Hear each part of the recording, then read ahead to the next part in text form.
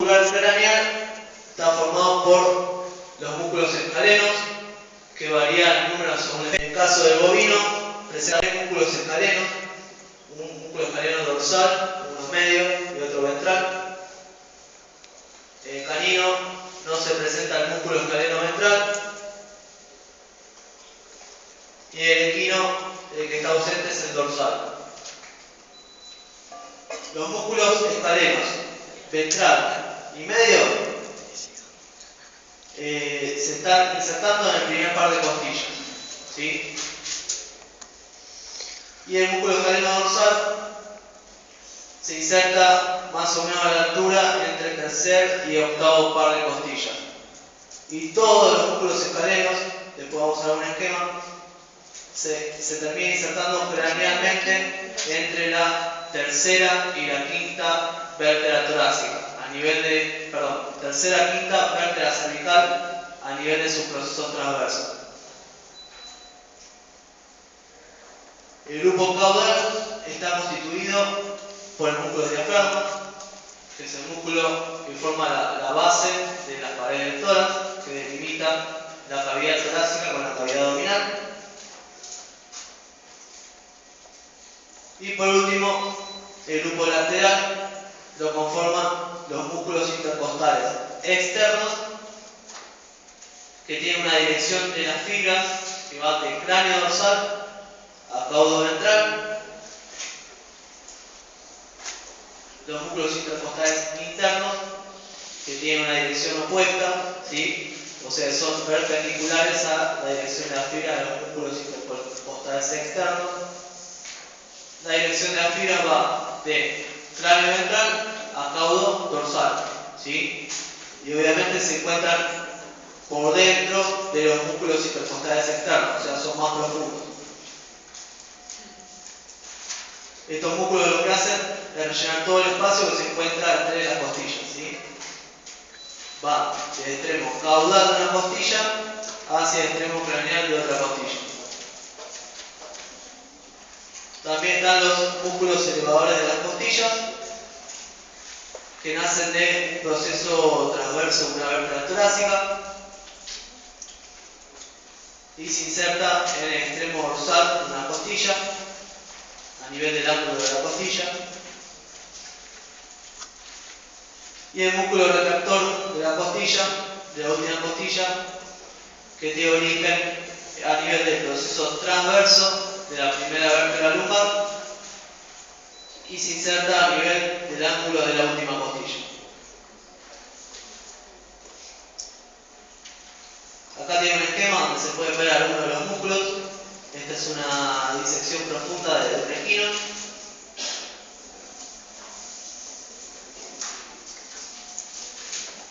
Estos músculos que mostraron por acá, presten atención a la dirección de la fibra. No le presten atención al nombre que está ahí. Son los músculos intercostales. ¿Cuáles parece que son? Los externos, ¿sí? La dirección de la fibra va de cráneo dorsal a caudo ventral. Por debajo, si sacan los músculos intercostales externos, van a encontrar los músculos intercostales internos. Las fibras son perpendiculares a la de los músculos intercostales externos, o sea, van de cráneo ventral a caudo dorsal. Este músculo con fibras longitudinales, que se ubica en relación a los primeros cartílagos costales externamente a ellos, es el músculo recto del tórax. Estos músculos que están acá, ¿cuáles pueden ser?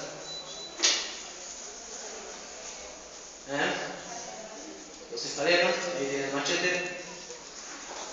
En el caso del equino, recuerden que le faltaba el músculo escaleno dorsal. Entonces acá están viendo el músculo escaleno medio y el ventral, que son los que se originaban a nivel del primer par de costillas. Si esto fuera un canino, existe un músculo escaleno dorsal que tiene más o menos esta disposición. Tiene el mismo origen que el otro, que los otros dos, mejor dicho que el otro porque falta el ventral, y se está insertando a nivel de la tercera a octava costilla. Este músculo acá es el retractor de la última costilla. Los elevadores de las costillas no se observan en este esquema, para eso habría que sacar este músculo, que es el músculo iliocostal torácico, o sea, son más profundos. Y para ver el músculo transverso del tórax, tendría que haber una vista interior de la cavidad torácica.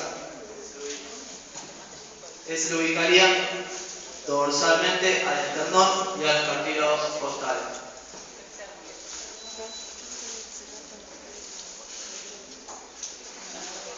Bueno, vamos a dar un poco más de importancia al diafragma, que es un músculo muy importante que está relacionado con la respiración. Es el principal músculo inspiratorio.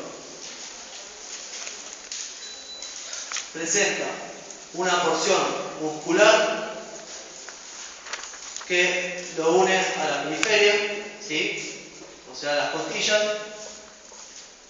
y una porción tendinosa que también recibe el nombre de centro tendinoso, que se encuentra rodeado por la porción muscular. A su vez, la parte muscular, según donde se ubique, recibe diferente nombre. Existe una porción lumbar, que también recibe el nombre de pilares del diafragma, que son estos.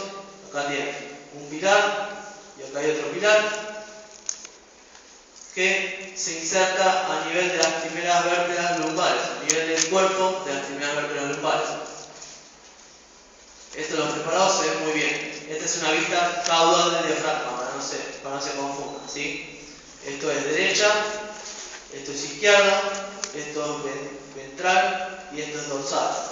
Los pilares del diafragma van desde craneal hacia caudal, insertándose en el cuerpo de las primeras vértebras lumbares. Esta porción que está en relación a las costillas es la porción costal, y la porción que se relaciona con el esternón es la porción external. A nivel de la porción lumbar, o sea, a nivel de los pilares del diafragma, se encuentran dos hiatos.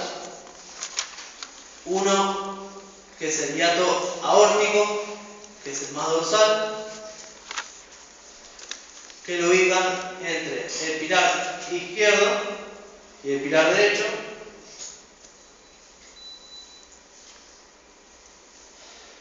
El otro es el hiato esofágico, que lo encuentra a nivel del pilar derecho, si está atravesando el pilar derecho. Los hiatos podrían ser definidos como orificios. Después vamos a ver la diferencia que existe entre el hiato y el orificio de la vena cava, ¿sí? Pero para que tengan en cuenta por ahora, el hiato aórtico, además de que pasa la arteria aorta torácica, ¿sí? Que pasa de la cavidad torácica a la cavidad abdominal, se encuentra acompañada por las venas ácidos y la cisterna de Kilo. Y el hiato esofágico, además de tener el esófago, lo acompañan los troncos vagales, dorsal y ventral, y la rama esofágica de la arteria gástrica izquierda, que es una arteria que se está originando en la cavidad abdominal. Después, por último, la porción tendinosa, ¿sí? O sea, el centro tendinoso, que es toda esta porción, esta parte blanca que se ve, presenta el foramen de la vena cava, ¿sí? Que está atravesado solamente por la vena cava. Tanto hiatos como forámenes podrían ser definidos simplemente como orificios. La diferencia es, los hiatos se encuentran atravesando la porción muscular del diafragma y las estructuras no se encuentran adheridas al contorno del orificio. O sea que, por ejemplo, el esófago se podría deslizar libremente sin que se tenga que deslizar el diafragma, ¿sí? En cambio, en el caso del foramen de la vena cava sí presenta adherencia al resto del centro tendinoso. Y es la única estructura que está pasando por ahí, es la vena cava. Esa es la diferencia más importante. Bueno, ya vimos el esqueleto, los músculos, los describimos. Ahora nos queda ver un poco de dinámica, ¿sí? Hay músculos que intervienen en la inspiración y hay otros músculos que intervienen en la expiración, ¿sí? Dentro de los músculos que intervienen durante la inspiración, que es un proceso que es siempre activo, ¿sí? O sea que tiene actividad muscular, hay gasto de energía, se encuentra el músculo recto torácico, los músculos escalenos ventral, medio y dorsal,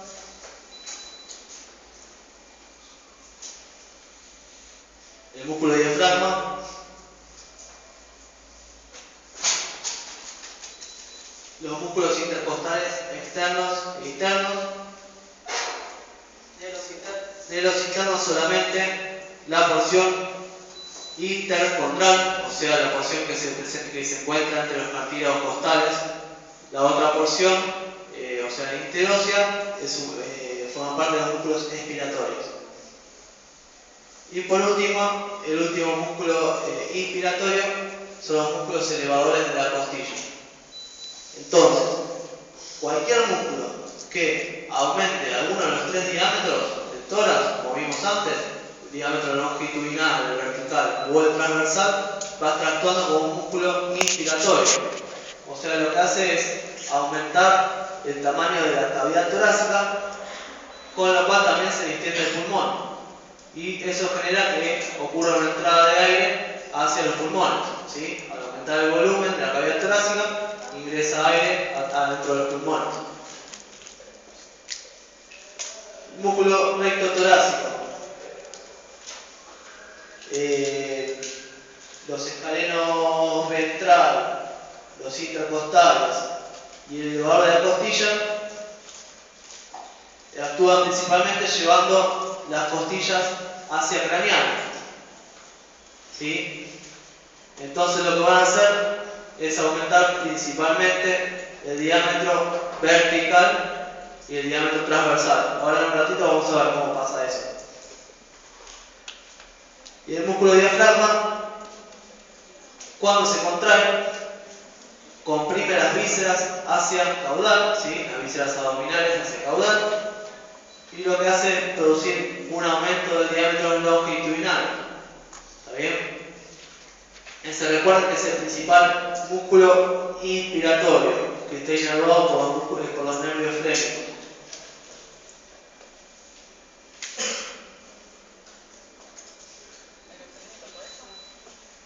Los otros músculos que intervienen en la respiración son los músculos expiratorios, o sea, los que actúan durante la expiración, y actúan principalmente durante la expiración forzada, o sea, cuando el animal está haciendo un ejercicio. La expiración tranquila es principalmente pasiva, ¿sí? Está producida por el retorno elástico de los pulmones. O sea, imagínense que el pulmón es una estructura elástica, ¿sí? Que se distiende por medio de los músculos inspiratorios, y cuando estos músculos inspiratorios dejan de actuar, por medio de su elasticidad, retorna el tamaño normal. Los músculos expiratorios entonces actúan cuando se necesita una respiración más enérgica, y lo que hacen es disminuir los tres diámetros del tórax. Dentro de este grupo encontramos el músculo transverso torácico, los músculos intercostales internos, solamente la porción interósea, o sea la porción que se encuentra entre las costillas, el músculo retractor de la última costilla, e indirectamente los músculos abdominales. Los músculos abdominales, cuando se contraen, ¿sí?, generan como una especie de prensa abdominal, que es lo que hace que las vísceras contenidas en la cavidad abdominal presionen contra el diafragma, con lo cual el diafragma se va a dirigir hacia el craneal, y eso lo que hace es disminuir el diámetro longitudinal del tórax.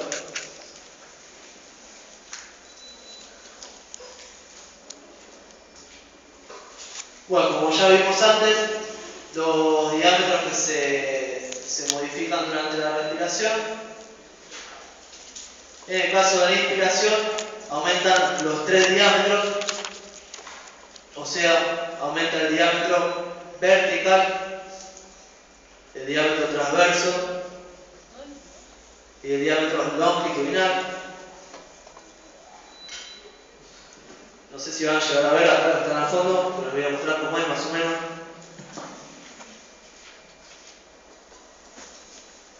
Acá tengo 2 vértebras torácicas, ¿sí?, y una costilla.